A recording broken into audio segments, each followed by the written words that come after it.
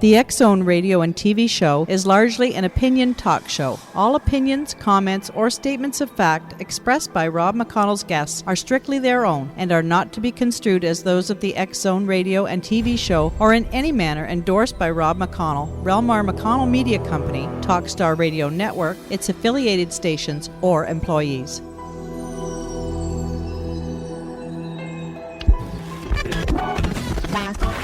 All Hit Radio.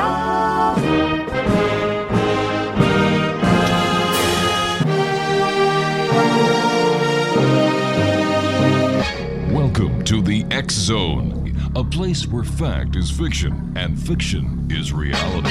Now, here's your host, Rob McConnell. You're so hypnotizing. Could you be the devil? Could you be an angel? Your touch magnetizing. Feels like I am floating. Leaves my body glowing. They say, be afraid. You're not like the others. Futuristic lovers. Different DNA. They don't understand you. You're from a whole nother world. A different dimension. You open my eyes, and I'm ready to go. Lead me into the light. Kiss me, infect me with your love, and fill me with your poison. Take me. And welcome to the X Zone, everyone. My name is Rob McConnell, and for the next 4 hours, I'm your host and your guide as together we cross the time-space continuum to this place that I call the X Zone. It's a place where people dare to believe and dare to be heard. It's a place where fact is fiction and fiction is reality. And the X Zone comes to you Monday through Friday from 10 p.m. Eastern until 2 a.m. Eastern, right here on the Talkstar Radio Network, X Zone Broadcast Network, UK High Definition Radio, Euro High Definition Radio, Star Cable, and our growing family of broadcast affiliates right across Canada. Canada, the United States, Central America, the Caribbean, South America, the Pacific Rim, Asia, India, Africa, and Europe.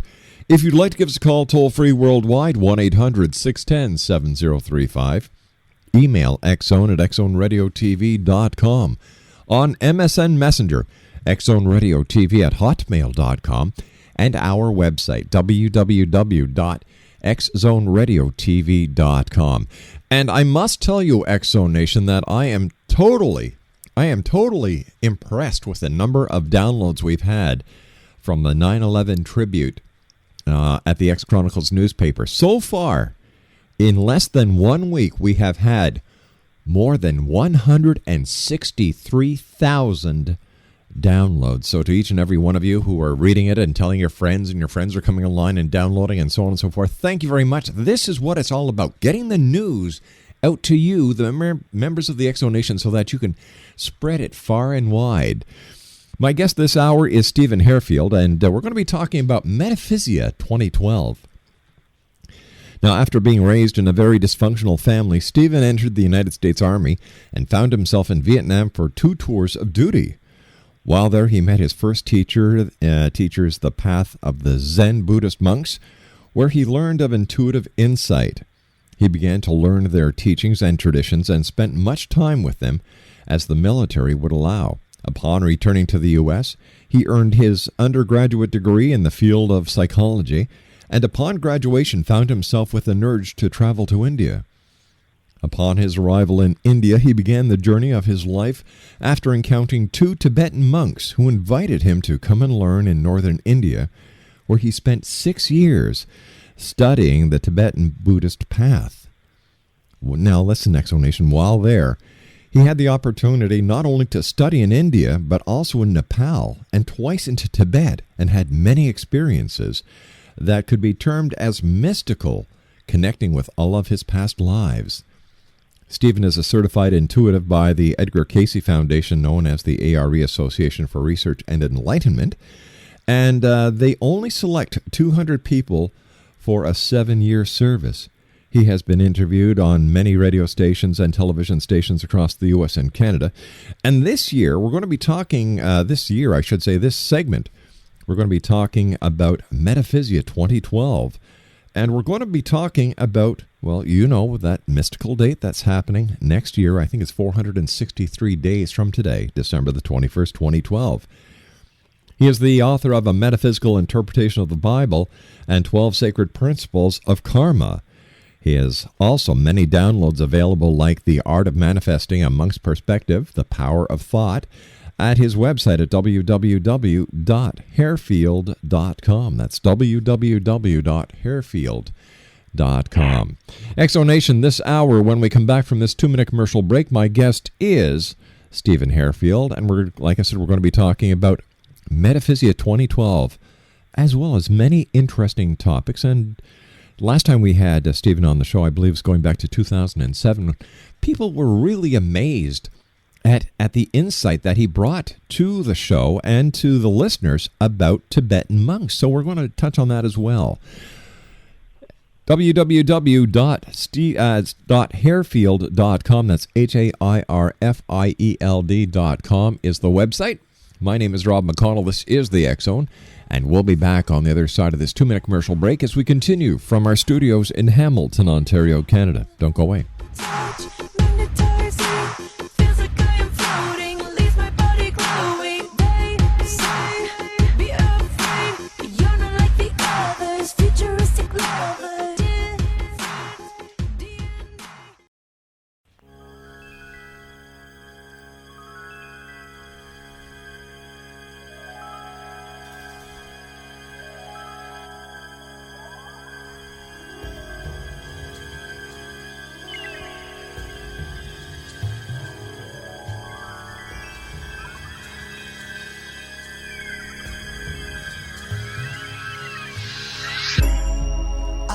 Just close my eyes again. Climbed aboard the dream with a chain. Driver, take away my worries of today and leave tomorrow behind. Ooh, dream weaver, I believe you can get me through the night.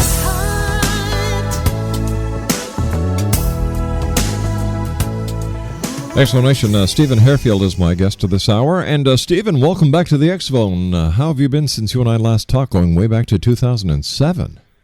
Yeah, it's been a long time. I've been doing very well and gallivanting around the world talking about 2012 and what's going on out there. Well, maybe you can enlighten us, Stephen. What is your perception of what is going to happen on December the 21st, 2012? Well, you know, for years, Rob, so many people from religion through Hollywood have always talked about the end of the world. That's not what the Maya have even ever talked about. It's basically, if you will, it's a transformation. And if I like to share a Hopi prophecy with you. Is that all right? Please do, sir. When birds fall from the sky and the animals are dying, a new tribe of people shall come unto the earth from many colors, classes, and creeds, who by their very actions in nature and deeds shall make the earth green again. They will be known as the warriors of the rainbow. That right there says that the end of the world isn't going to happen. But what we can do is we can say there's going to be a transformation. And even if we look at the world today, that transformation has already begun. And that transformation is actually leading us to the idea of oneness. The only thing, Rob, that's going to end is the way that we do things now. I'd love to ask people this question, Rob. What out there in this world is actually working? Is the economies, the governments with an S, the business world, the religions, what out there is actually really working? It's kind of like what the universe has done. I don't know about the area where you live, but the area where I live, I've seen recently this year an exorbitant amount of fixing roads and highways. And my point is what used to take me about 10, 15 minutes to get to my office now takes me about 20 because of all the detour signs. So my point is simply this, that what the universe is doing is it's putting detour signs out there for us to follow a new direction. And thus far, we haven't done it very gracefully. So 2012 is not about the end of the world. You could say in a nutshell, it's about humankind awakening to their own inner divine nature. You know, when people ask me what my perception is of 2012, I say that we are at the point in our evolution, both physically as well as spiritually, where we have been caterpillars. We are now at the point within the cocoon that we're getting ready to come out, and we're going to be transforming from the caterpillar into the butterfly. I believe it's our metamorphosis that is going to happen and bring us into a new age of spiritual enlightenment that is going to get us back on track with Mother Nature. Absolutely. In fact, it brings to mind a psychiatrist and researcher, David Hawkins. Mm-hmm. He talks about the new species that's coming, and he calls them Homo spiritus. And what it is a perfect blend of flesh and spirit operating as a unified idea. We're going to move from the linear human into nonlinear. We're going to move from form into non-form, which is the perfect blend of being. And so many people today in our world have the tendency and propensity to fight against that. As you know, Rob, we as humans don't change with a whole lot of grace. No. We change through fighting and inner upheaval and inner turmoil, and it doesn't have to be that way. In fact, the Maya say that as far as December 21st, 2012 goes, is we have one of two paths only that we can take. One, the first, and we're witnessing it in the world right now, is we can go down the lower road in conflict. But the beauty of what's going on in the Middle East, which is what a lot of people miss, is we're seeing total strangers, individuals who never knew each other, banding together for a common cause to execute it even in the face of death. So my hat's off to those folks. But what we're seeing is the unification of human individuals as one operating idea. And we're seeing the idea of power and control going by the wayside. So we're seeing the initial phases and effects of the idea of 2012. The second path is simple, where we all band together and unify and work together as one idea. I was watching the news the other morning, Rob, and this guy in Logan, Utah, there was an accident, a motorcycle and a car, and the motorcycle was on fire, and the driver of the motorcycle had slid under the car. And all of these citizens, the public, got together. Rob, they lifted that car up. They got enough guys to lift it up. And another person pulled the individual out from under the car. And by the way, according to the news, he was in serious condition. He's now in stable condition, and he's going to live. So the unification of people can resolve the issue. And that's really the crux of what the Maya have been attempting to tell us for millennia now. Work together. We are one race, meaning human. Mm-hmm. But so we don't do that. So why is it, Stephen, that people enjoy putting a doomsday spin on these kind of times instead of looking at it in a positive light that this is good, we are going to be working and living as one? They would rather say, this is the end of the world, the galactic alignment, we're in the end times as talked about in the book of Revelations in the Bible. And yet they refuse to take a positive spin. Are these people who are naturally negative, and could we say that they're the negative force that tries to bring the rest of us down?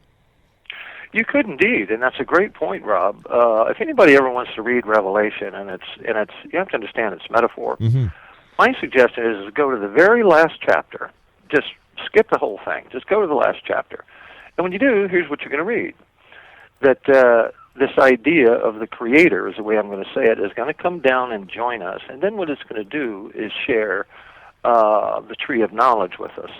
This is about stepping from a limited form of living into the dynamic of an infinite being. And to me, the only reason these organizations do this, Hollywood, they're doing it to make a buck. I watched a thing last night on Revelation and the end of the world, and I have to sit there and chuckle, because all it is an over-dramatization and a fear of the unknown. And when it comes to the unknown, in India they have a saying, that any time you enter the unknown, simply enter it unknowingly. And these people that are doing all these things to human consciousness, it's something that's been going on for thousands of years. I mean, come on. Last May 23rd, I think it was, Christianity said the end of the world was on May 23rd. Then they went, oh, no, that's when it began, and what it's going to do is happen on October 31st. Well, it's still the terrorization of mind. If you don't have an end, then religion has no control. And it can't save you. And religion can't save you in this. So, to me, it's all a scam, and it's a fear. But over the years, it certainly has become very evident that religion is being used by those at the top as a control mechanism for the masses. I look at religion, organized religion, as nothing more than another aspect of the world of corporations. For example, if we take the Vatican, you've got the Pope. Well, in my book, he is the CEO, and then you've got all the cardinals who are the members of the board of directors. And then you've got the people who go to church every Sunday and they put whatever they can into the collection pot as their tithing as the shareholders. And when you look at the big picture, the corporation is not doing that good. Well, I've sold my stock. Did you profit or lose? Oh no, I got out in time. Good. Glad to hear that. I have my being. Excellent. So why is it that people will actually allow themselves to be led like sheep, even though in their heart of hearts all they want to do are be better people, believe that as a group and a community they can help make this a better world, when in fact many religious philosophies exactly do the opposite? People are starting to wake up to that. And they're starting to realize that Christ himself made this statement. What he said was, a house divided cannot stand against itself. And when you really look at what goes on, and I'm not my intention to downplay religion whatsoever, it's just to get people to realize there's more to us than meets the eye. You cannot stop the divine nature of being, and that's for certain. But what Christianity has done, it's been their entire intention by creating division of heaven and hell, God and the devil. That's automatically division. So if the master himself says a house divided can't stand, I would rather go with that than I would believing in two things. That's like attempting to go north and south at the same time. It won't work. Do you think that in today's society, religion really has a place? No. Not at all. Yeah. I think that religion... And I don't mean to offend anyone here, X-Zone Nation. I just believe in my heart of hearts that religion's day has passed because religion has not kept up with the spiritual growth or the emotional growth as well as the learning growth of the people. No, they haven't. We were originally put on this planet to achieve a level of divine consciousness. If anything, religion has steered us away from it simply because if we achieve that state, they have absolutely no control. But we're seeing the signs of that grip being let go of, even if we go back into the Middle East, which is a very dogmatic, and I'm not downplaying Islam at all. It's just very dogmatic in its approach. And people are outgrowing that, just like they are with the idea of power and control. It's all connected. It's all about awakening to individual self. That's not talking about from an ego perspective, because that won't work. What it's talking about is the truth of the human being and what we came here to accomplish, and that's divine consciousness. All right. We are seeing. All right, Stephen, I have to put a hold on it here because I've got to take my news break at the bottom of the hour. X-Zone Nation, Stephen HAIRFIELD is our special guest. We're talking about Metaphysia 2012. www.hairfield.com, and we'll be back on the other side of this news break with yours truly, Rob McConnell, in the X-Zone. Driver, take away my worries of today.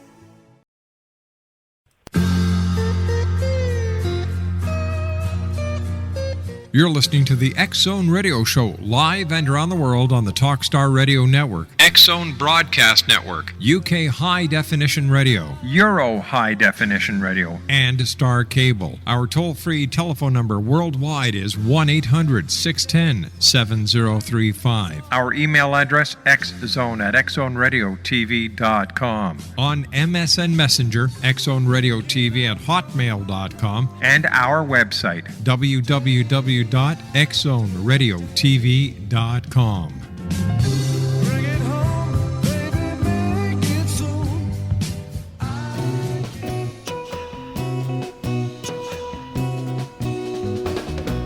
She's come undone. She didn't know what she was headed for. And when I found what she was headed for, it was too late. She's come undone. She found a mountain that was far too high. And when she found out she couldn't fly, it was too late. It's too late. She's gone too far. She's lost the sun. She's come undone. She wanted truth, but all she got was lies. Exonation, Stephen Hairfield is my guest this hour. We're talking about Metaphysia 2012. His website is www.hairfield.com. Stephen, in your book, A Metaphysical Interpretation of the Bible, how has the Bible been, in your just your opinion, misinterpreted in its writing? Pardon my chuckle. The biblical text, like all ancient prophecy and all ancient text, is written in a metaphorical manner. Metaphorical meaning that you cannot take it literalistically. And what religion has done is they pick and choose what's literal and what isn't. Every minister, priest, you name it, would agree with me that the biblical text is allegorical and not to be literally taken. That being said, one has to really understand the metaphorical language of ancient civilizations to actually be able to understand it. The biblical text itself, using the metaphor, is actually telling us how to become that Christ-like being which we're destined to become. That said, that means all of these centuries, they've been leading us away from it. Physical minds interpreting spiritual text will, generally speaking, never work. Once you strip all the dogma out of the message, you see the truth of the message. And I realized early on that the dogmatic language in the biblical text was human interpretation. That being said, once we understand once more the metaphor, we realize that there's a real message there with a tremendous level of substance to it. And when you read that, like the book of Revelation, it's all about what's going to happen to you as you approach your own divine being, and it has nothing to do with the world. And we know that in the very first chapter, when it talks about opening the 7 seals to the book of life. Those 7 happens to be 7 chakras. You have to enliven and awaken them to achieve the rest of it. And that I write about in that book, Metaphysical Interpretation. Here's how you do it. Here's what we're told. And I leave it up to the people. And I've gotten so many people from all over the world that have said, there's just one aha moment after another. I've had people tell me that they've become so filled with love of life and people that it's amazing. So, and it's all written right in the Bible. Really? Because I take it verse by verse and said, here's what the Bible says. Here's an interesting example. One of my hobbies, Rob, is I collect Bibles. My oldest is actually 1805, hand-delivered to me by a friend from Paris. And I love to sit down and take the older biblical text and the newer. When you get into Revelation, I don't remember the exact verse, but I could locate it. But here's what the newer Bibles say. Do not harm those that have the seal of God on their forehead. And in the older ones, every one of them that I have says this, do not harm those that have the seal of God in their forehead. So, and when they were putting the Bible together, they read it, and in modern times, in fact in 1999, They said, that doesn't make sense. How can you have the seal of God in your forehead? So you have to have it on it so everybody can see it. In your forehead happens to be the sixth chakra. So those with the intuitive sense and the higher ideas of being, they're awake. And that's the point. Be awake. So if the Bible was to be rewritten today, let's say hypothetically the events that are written about in the Bible did not happen way back when in the time of the ancients, but happen today in our time. How different would the Bible be? Oh, totally. Absolutely, totally different. But the first thing I would say to that, though, is whoever would come in and portray Christ today, you better be careful because they're going to end up taking your life anyway. Yeah. We have to remember that Christ himself was not for churches. He was against them. And anybody reading the biblical text can see that. So if he were to come today and all Christianity says he's going to return and we're going to be saved, no, I mean, what does everybody do? You have a photograph of Christ in your pocket? You know what he's going to look like? No, nobody does.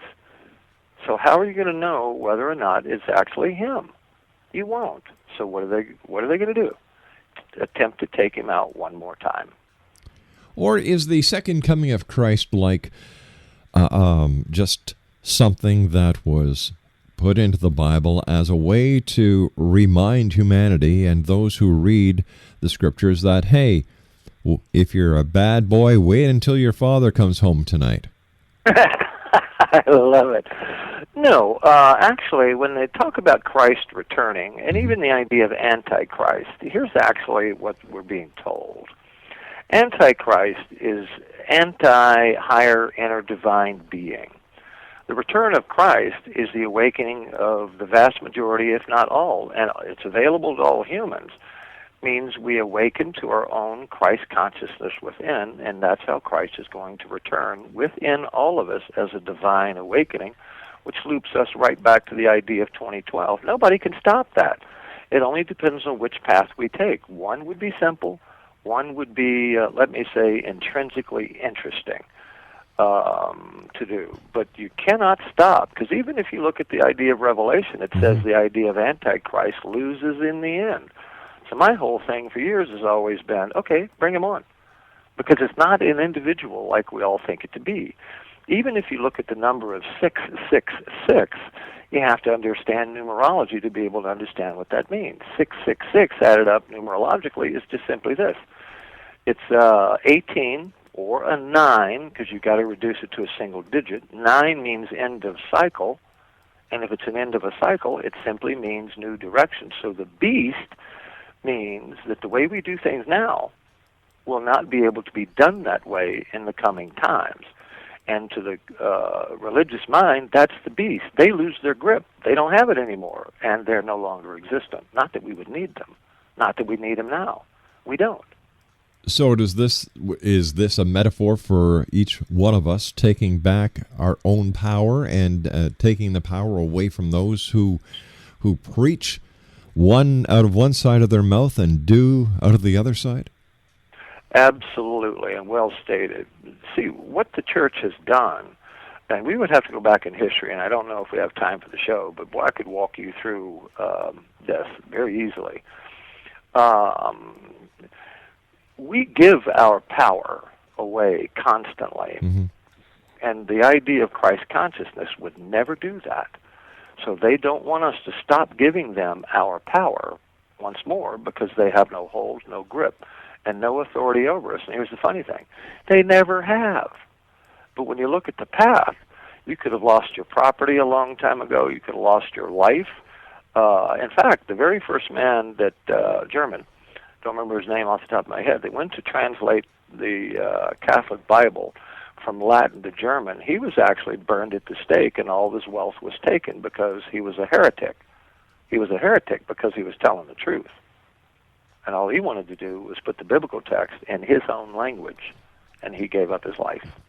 And that's just a small example of what they did in those days. In your studies over the years, how do you explain the Nephilim, or those who descended from the sky, the land of the giants? What are, angels? Are these all metaphors? Yes, they are. what they're talking about, Nephilim, you could actually equate to the idea of the soul. Okay. The soul was just a form of energy. I once heard it said, in fact, by Edgar Cayce, that the reason we come into physical being is, I mean this humorously, is because it's blunt force trauma when it comes to experience, which means we grow. We actually grow faster in physical form in the sense of wisdom and knowledge than we ever could as a soul. Here's what Casey actually said. What it takes the soul to learn and acquire in soul form only takes 2,500 years. Not that time is relevant to the soul. But what it can learn in one human lifetime would take it 2,500 years. So the Nephilim, us, decided to experience physical form so we could have infinite knowledge available to us. That's all it means. So do we go from one existence in one part of the universe to another dimension, to another reality? What happens to us after we die? Well, all we do, when a snake sheds its skin, or when that caterpillar, going back to the beginning of the show, goes into the chrysalis, it only gives up its form, but it doesn't die. A snake shedding the skin sheds the skin, but it's still living. And I can certainly share with everyone right now that when we leave this world, we're going to find ourselves still standing there, stepping into quantum physics for just one moment. A few years ago, about six, quantum physics mathematically proved that it's not really a universe, it is a multiverse with an infinite number of, quote, universes contained within that. So what we do, because we're on planet Earth here, and what we do when we transition, based on how we've lived our lives, we move into either up in vibration or stay in the same vibration and return here, or we can go backward into an Earth we were in millennia ago. And all of that is mathematically verifiable. So we simply move from this Earth into another one, based on our performance, so to speak, here. Would that explain how people have past life experiences and how they're able to relate past life histories when they undergo past life regression? I would say yes to that, indeed. It's just experiencing your whole being. I remember on top of a monastery with this very specific meditation, which I teach people, that one day every one of my lives was opened up to me, and I saw them all. And frankly, they were all on this planet, as far as I could tell. Because if you move from one Earth to another, how are you going to notice the difference? And in that, what it did is it told me a story of my own soul evolution. So there's the real value of really knowing your past lives. When people go through past life regression through a hypnotist, they're giving up the control of that, and they're going to go along with what the hypnotist shares. Now, I'm not saying that it's not a good idea. I believe it is if a person wants to know themselves. But it's something, like the book of Revelation says, that once you open those 7 seals, you will know your book of life. And it's that simple. You, I, any human can open those seals and achieve who we have been throughout time. And I mean that very sincerely, throughout time. Our soul is eternal, Rob. It does not experience transition. We do. And we don't have to, by the way. What do you think is going to happen come December the 22nd, 2012? What kind of changes do you think is going to happen? In my own humorous way, we could wake up and not realize that anything happened, and here's why I say that. Those that don't achieve, look at 2012 as the idea of a graduation. And by the way, we should be more concerned about Octobers than we ever should Decembers. And if you want, we can even talk about that one. Sure. But the reason I say that is because the people that remain in the cycle of birth and death, they're not going to know it because they gave up their lives. The people that make the shift, or the graduation, so to speak, they may not know it because they just moved into a different dynamic. As silly as all of that may sound, we know that there are 3 civilizations that one day were here on this world and one day were not. The perfect example of that, Rob, is the Anasazi in Chaco Canyon in southeastern Arizona. When the archaeologists discovered their dwellings in Chaco Canyon, the first thing they said was it looked as though they were preparing their evening meal, and they never ate it. So my point is if you go from one energetic dynamic into another, why would you know there's a change? But I can certainly promise everyone this. If you're interested in a world of peace, infinite ability, a world of implicit acceptance, a world that exists with nothing but divine-natured people, then I'd be excited about what's coming. That's why the end times, I think, is a joke. All right, we have to take our final break. But when we come back, I'd like to talk to you for a few minutes about October, because you've got my interest up here, as I think you knew you would. Thank you. Stephen, it's great having you with us. We'll have to have you back on because this is a topic that I believe a lot of people want to hear about. But you know what? They say, I don't know, religion, the paranormal, metaphysics, it's like adding oil with vinegar. Well, yeah, it's true. And when you add oil and vinegar, you get a very, very tasty salad dressing, don't you? We'll be back. We'll be back on the other side of this break as my conversation with my guest this hour, Stephen HAIRFIELD, continues. Exonation. If you'd like to find out more about Stephen, get his books. His website is www.hairfield.com. My name's Rob McConnell. This is the X Zone. We'll be back on the other side of this break. Don't go away. She didn't know what she was headed for, and when I found what she was headed for, it was too late. She's come undone. She found a mountain that was far too high, and when she found out she couldn't fly, it was too late.